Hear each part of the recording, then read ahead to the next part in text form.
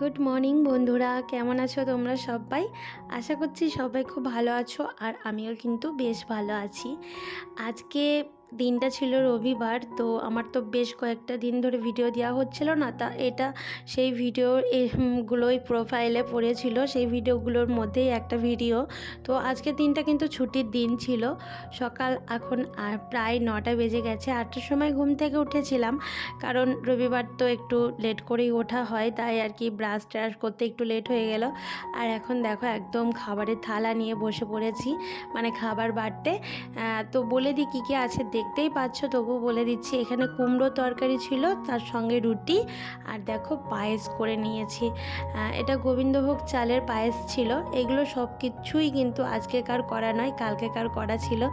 বাসি রুটি বা তরকারি খেতে কিন্তু দারুণ লাগে আমার। তোমাদের কার কার ভালো লাগে জানিও তো কমেন্টে। তো যাই হোক, রুটিগুলো বেড়ে নিলাম। আর এখানে দেখো তোমাদের দাদাভাই আবারও রুটি আছে, কিন্তু সব জানে, তাও দেখো বাজার থেকে আবার গরম গরম খাবার নিয়ে এসেছে। বলছে এগুলো তো সবই ঠান্ডা, যদিও বা আমি গরম করেছি, আর পায়েসটা কিন্তু ঠান্ডাই ভালো লাগে ফ্রিজ থেকে। আর এইগুলো দেখো বন্ডা ছিল, আর ছিল বিন্দু বড়া। তো এখানে ফেমাস খাবার সাউথে। তো আর এখানে বাদামের চাটনি ছিল, সাম্বারের টাইপের একটা খাবার ছিল, মানে চাটনি ছিল। তো এই যে 3 ধরনের চাটনি রয়েছে, তো এগুলো দিয়ে খাওয়া হবে। আর এই যে খাবারটা পুরোপুরি বেড়ে নিলাম, আর এগুলো পাতে পাতে দিয়ে দেব। তো এইগুলো কিন্তু খুব টেস্টি একটা খাবার। যারা সাউথে থাকো তারা তো জানোই, আর যারা সাউথের খাবার খেয়েছো বা বেড়াতে এসেছো ভাইজাকে, তারা তো এই খাবারগুলো খেয়েছো। খুব টেস্টি হয় এই খাবারগুলো। তো যাই হোক, চলো খাবার তো বাড়া, চলো খাওয়া দাওয়া করে নিই। এই যে দেখতে পাচ্ছ, আমি বিন্দু বড়াটা বাদামের চাটনি দিয়ে খাচ্ছি। খুব টেস্টি হয়েছিল, মুচমুচে টাইপের খেতে। এগুলো সম্ভবত ডাল দিয়ে তৈরি করে, ওই যে কলাইয়ের ডাল হয় না, মাসকলাই বলে, তো ওই কলাইয়ের ডাল, কাঁচা কলাইয়ের ডাল দিয়ে এই বিন্দু বড়াগুলো তৈরি হয়। তো জানি না কেমনভাবে করে, তবে এটা কলাইয়ের ডালের একটা ফ্লেভার আসলো, তাই আর কি তোমাদেরকে বললাম। আর এই যে বন্ডা, এটার নাম হচ্ছে বন্ডা। তো যাই হোক, খাওয়া দাওয়া করার পর এখন রান্নাঘরে চলে এসেছি। আর সবজি বাজার এনেছিল কিছু, যেহেতু আজকে তো রবিবার, তো সেইগুলো কিছুই তোমাদের সঙ্গে আর শেয়ার করা হয়নি। তো এনেছিল কয়েকটা সবজি, চিকেন, এই সমস্ত কিছুই এনেছিল। তো দেখো মূলো এনেছিল। তো মূলোটার শাকটা কিন্তু দারুণ ছিল। মূলোর শাকটা তোমাদের দাদাভাই বললো যে করে দিতে আর কি, যে মূলোর শাকটা আজকে করে ফেলো, অন্যদিন রাখলে কিন্তু ভালো থাকবে না। তাই আর কি সঙ্গে সঙ্গে কাটতে বসে গেলাম। আর সত্যি কচি কচি ছিল মূলোর শাকগুলো, আর ভালোই লাগে মূলোর শাক। আমি যেমনভাবে রান্না করি, তো সেরকমভাবে করলে কিন্তু মূলোর শাক কখনোই তেতো লাগবে না, আর খেতেও কিন্তু দারুণ লাগবে। মানে ছোট বাচ্চা থেকে বয়স্কদের সবারই প্রিয় লাগবে। সবাই মুখরোচক একটা খাবার, সবার ভালো লাগবে। অনেকেই কিন্তু আমরা মূলোর শাক পছন্দ করি না, কারণ মূলোর শাক অনেকেরই রান্না করার সময় একটু শক্ত লাগে বা তিতকুটি ভাব লাগে, তেতো লাগে। কিন্তু আমি যেমনভাবে রান্না করি সেরকমভাবে কিন্তু তেতো চলে যায়। তো সেটা নিয়ে রেসিপি নিয়ে আসবো, যদি তোমরা কমেন্টে জানিও। তো অবশ্যই যদি তোমাদের মন হয় যে মূলোর শাক কী করে রান্না করো দিদিভাই, কমেন্টে জানিও, তো আমি একদিন রেসিপি নিয়ে আসবো। তো যাই হোক, মূলোর শাকটা এইদিকে হচ্ছে, ভাপ দিতে দিয়েছিলাম। আর ওইদিকে আমের চাটনিটা তো প্রায় হয়ে গেছে, দেখলে তোমরা।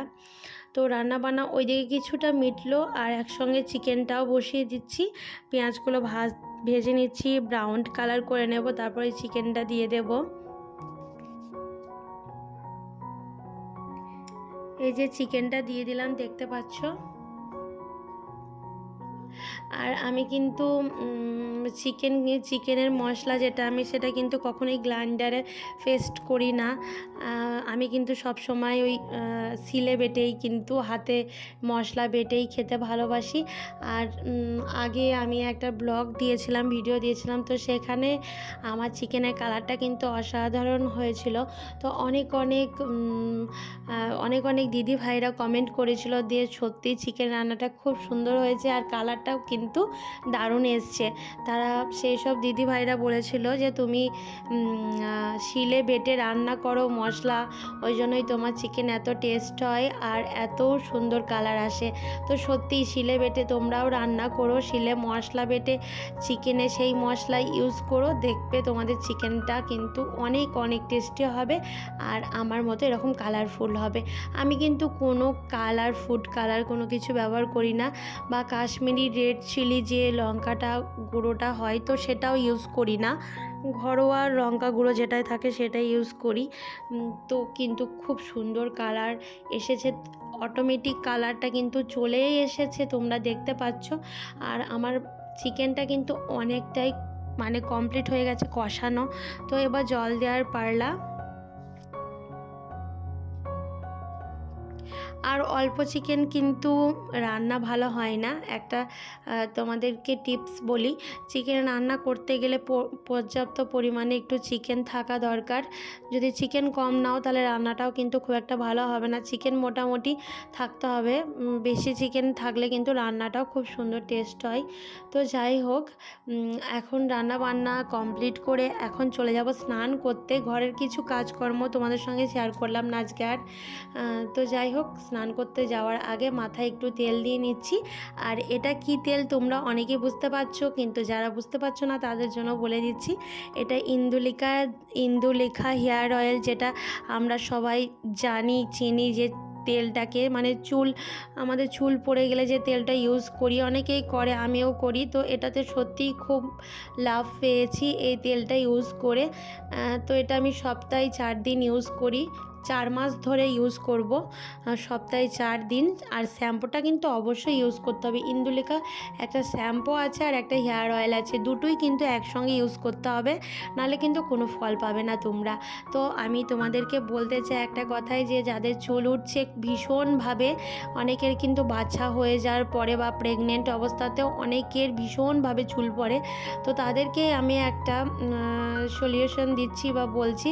তো তোমরা কিন্তু এই ইন্দুলেখা হেয়ার অয়েলটা আর শ্যাম্পুটা ব্যবহার করে দেখতে পারো, অবশ্যই ফল দেবে। যে তোমরা যদি সপ্তাহে 3 থেকে 4 দিন ইউজ করো আর তেল আর শ্যাম্পুটা, আর যদি মাসে 4 মাস ধরে কন্টিনিউ ইউজ করো, তাহলে অবশ্যই তোমাদের চুল পড়া বন্ধ হয়ে যাবে।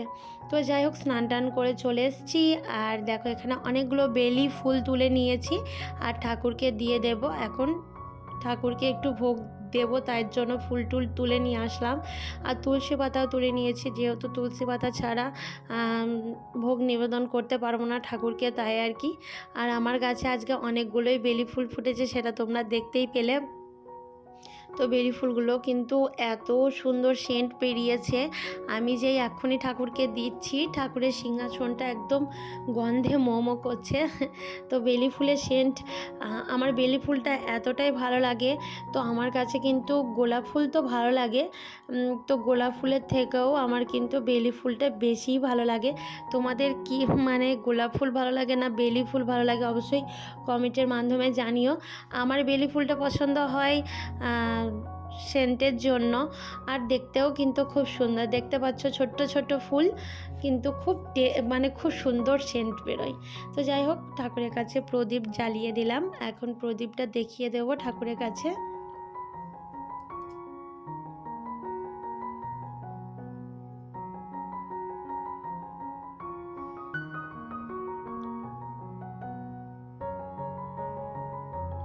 পুজো আমার কমপ্লিট হয়ে গেল। তো আমি কিন্তু বাইরে তুলসী তলাতেও জল দিয়ে দেবো। তুলসী তলায় জল টল দিয়ে এসে ঠাকুরের কাছে কিছু ঠাকুরের ওই যে খাবারের থালাগুলো বাসনগুলো ছিল সেগুলো তুলে নেওয়ার পর এখন দেখো আমি খাবারের দুপুরে মেনুতে কী ছিল সেটাই তোমাদের দেখাচ্ছি। ছিল তো চিকেনের কারি, দেখো চিকেনের কালারটা কিন্তু দারুণ এসছে, তোমরা দেখেই বুঝতে পারছো। আর ছিল মূলো শাক ভাজা আর আমের চাটনি। তো এই ছিল আজকের মেনু।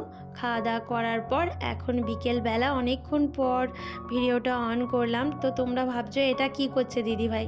হ্যাঁ বন্ধুরা, এটা বাদাম ভাজছি। আজকে একটা তোমাদেরকে নিউ স্টাইলের চিড়ে ভাজার রেসিপি শেখাবো তোমাদেরকে। তোমরা অনেকেই জানো বা অনেকেই জানো না, অনেকেই কিন্তু চিড়ে খেতে পছন্দ করো না, কিন্তু চিড়েটা যদি এরকমভাবে আমরা ভেজে খাই তাহলে কিন্তু অসাধারণ লাগে। তো চিড়ের ভাজার জন্য আগে বাদামগুলো ভেজে নিলাম, যেহেতু চিড়েতে বাদামগুলো দেবো তাই আর কি ভেজে নিলাম।